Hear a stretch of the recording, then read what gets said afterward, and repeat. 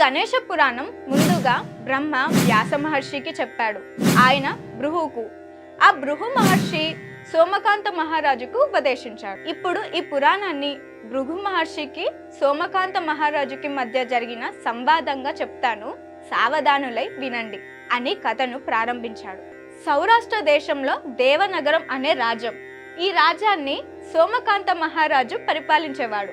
ఈయన ఎంతో పరాక్రమవంతుడై జనరంజకంగా ధర్మబద్ధంగా ప్రజలను కన్న బిడ్డల్లా ప్రేమగా పాలించేవాడు. ఆయన సౌందర్యంలో మన్మధుడు చంద్రుడిలా ప్రకాశించేవాడు.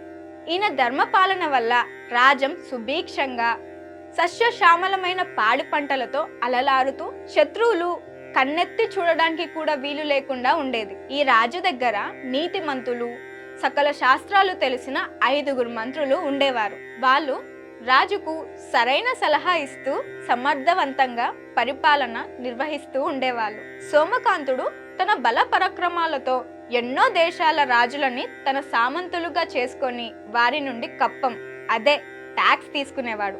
ఆ 5 మంత్రులు ఎవరంటే